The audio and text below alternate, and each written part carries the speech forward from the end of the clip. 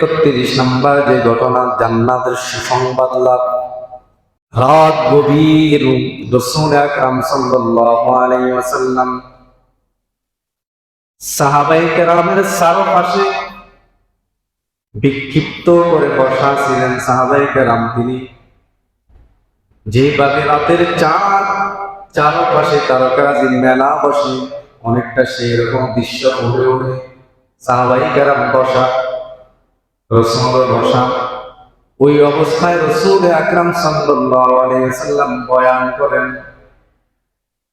আল্লাহর নবী বিশ্বনবী বলেন,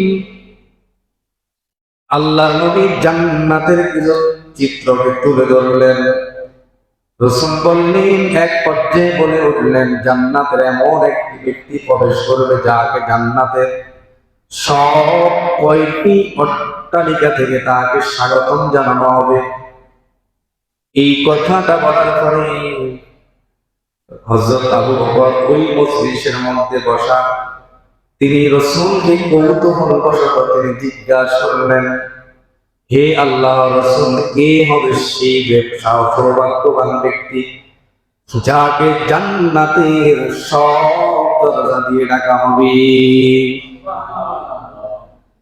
রাসূল আকরাম সাল্লাল্লাহু আলাইহি ওয়া আলিহি ওয়াসাল্লাম মুস্কি হেসে দিলেন। তিনি বললেন, হে আবু বকর, সেই ব্যক্তি বা সৌভাগ্যবান ব্যক্তিটি তুমি ছাড়া কেউই নয়। সুবহানাল্লাহ বলেন।